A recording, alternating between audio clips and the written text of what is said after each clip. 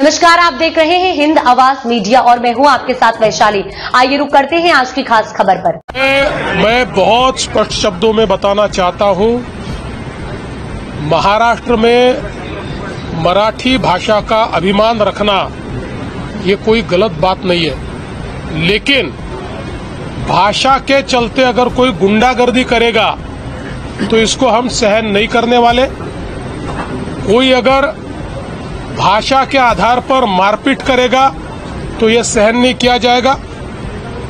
जिस प्रकार की घटना हुई है उसके ऊपर पुलिस ने एफआईआर भी किया और कार्रवाई भी की है, और आगे भी अगर कोई इस प्रकार से भाषा का विवाद करेगा तो उसके ऊपर कानूनन कार्रवाई होगी। हमको हमारी मराठी का अभिमान है, लेकिन भारत की किसी भी भाषा के साथ इस प्रकार से अन्याय नहीं किया जा सकता, ये भी हमको ध्यान में रखना पड़ेगा। और मुझे तो कभी कभी आश्चर्य होता है कि ये लोग अंग्रेजी को गले लगाते हैं और हिंदी के ऊपर विवाद करते हैं। ये कौन सा विचार है और ये किस प्रकार की कार्रवाई है? इसलिए इस प्रकार से जो लोग ऐसा कानून हाथ में लेंगे, इनके साथ कड़ी कार्रवाई की जाएगी। देखिए, मीरा रोड की घटना के तुरंत बाद एफआईआर भी दाखिल हुआ और कार्रवाई भी हुई है। इस प्रकार से कोई भाषा के आधार पर गुंडागर्दी करेंगे तो हमारी सरकार उनको छोड़ेगी नहीं, उनके ऊपर कार्रवाई करेगी। मैं वापस कह रहा हूं, स्वभाषा का अभिमान होना चाहिए, मातृभाषा का अभिमान होना चाहिए, पर उसको आगे करके अगर कोई गुंडागर्दी करेगा तो सहन नहीं किया जाएगा। अरे भाई, उनके मन में एक प्रकार से ये भावना है कि वही मराठी है। वो मराठी थोड़ी है, हम भी मराठी है, हमको भी मराठी चुनकर देते हैं। हमको जो इतने वोट मिले 51% मराठी लोगों ने वोट दिए, इसलिए केवल वो मराठी नहीं है, उनमें मन से संशय निकाल देना चाहिए।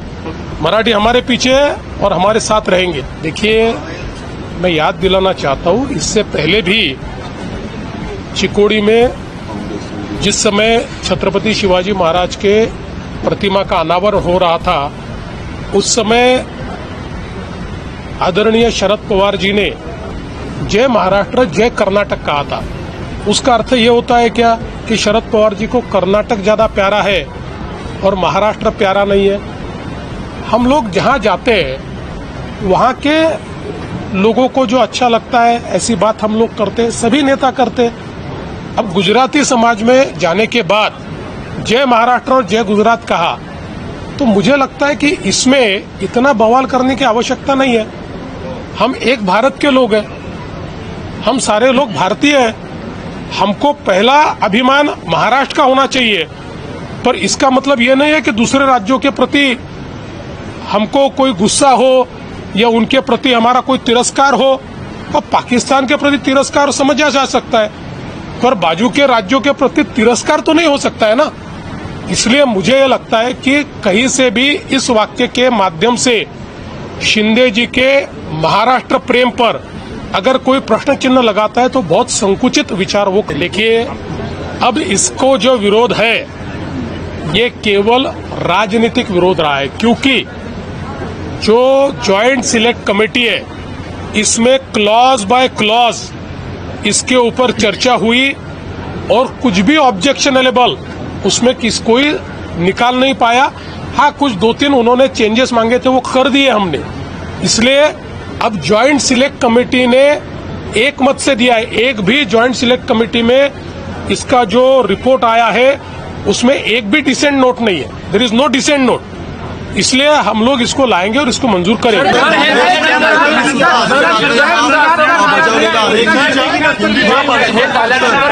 असं म्हणणं आहे की हा वाद एकनाथ शिंदे यांनी जय महाराष्ट्र जय गुजरात म्हटले। व्यापाऱ्यांचा वादाचा काय अर्थ आहे? काय व्यापाऱ्यांनी त्या ठिकाणी व्यापार करू नये? एखादा मराठी व्यापारी हा जर आसाममध्ये जाऊन व्यापार करत असेल आणि त्याला जर आसामी भाषा शिकायला वेळ लागला तर काय त्याला आसाममधल्या लोकांनी मारायचं? त्याच्यामुळे हे योग्य नाही आहे। अशा प्रकारे वागणं योग्य नाही। खरा अभिमान असेल ना तर मराठीची सेवा करा, खरा अभिमान असेल. मराठी शिकवा, खरा अभिमान असेल. क्लासेस चालू करा, खरा अभिमान असेल तर लोकांना मराठी बोलायला प्रवृत्त करा. आणि खरा अभिमान असेल आपल्या मुलांनाही मराठी शिकवा ना, मराठी शाळेत टाका ना. अशा शाळेत का टाकता जिथे मराठी ही तिसरी भाषा आहे? आणि महानगरपालिकेच्या अशा शाळा का सुरू करता की ज्या शाळेमध्ये स्पष्टपणे लिहिलंय मराठी तिसरी भाषा असेल? हे इकडे चालतंय आणि त्या व्यापाऱ्यांना मारताय. हे योग्य नाहीये.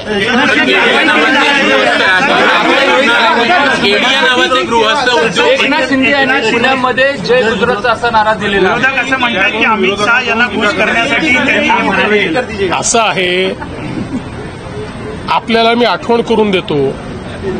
यापूर्वी एकदा चिकोडीला छत्रपती शिवरायांच्या पुतळ्याचं उद्घाटन करताना माननीय शरद पवार साहेब हे जय महाराष्ट्र आणि जय कर्नाटक म्हणाले होते. याचा अर्थ काय?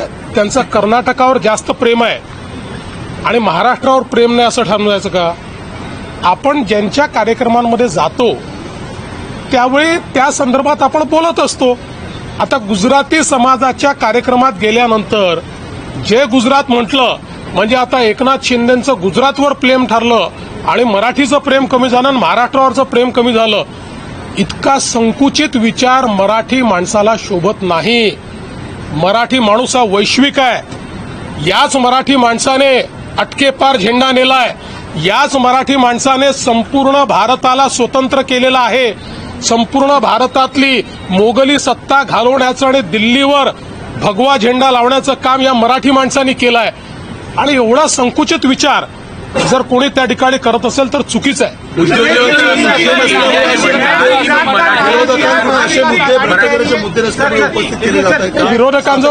विरोधकांजवळ मुद्देच राहिलेले नाहीत.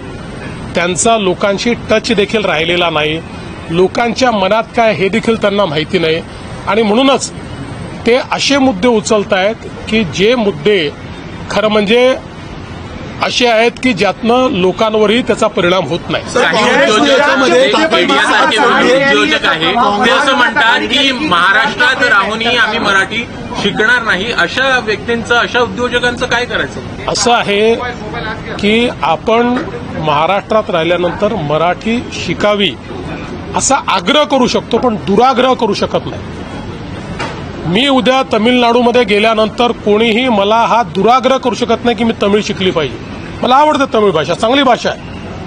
पण मला दुराग्रह नाही करू शकत कोणी. मला जर मराठीत बोलायचं तर मी मराठीत बोलीन. पण मला जर तिथे कोणी दुराग्रह करेल तर ते योग्य असेल का? आपण एका देशात राहतो, भारतात राहतो आपण. हे काही आपले बाजूच्या भाषा आणि बाजूचे देश पाकिस्तान नाही आहे, बाजूचे राज्य हे पाकिस्तान नाही आहेत. एवढी संकुचित मनोवृत्ती मराठी माणूस ठेवू शकत नाही. ठाकरेंची साथ सोडण्यात गुजरात पर प्रेम है उनको आप क्या जवाब? अब तक के लिए इतना ही. वीडियो को लाइक और शेयर करें और चैनल को सब्सक्राइब करें.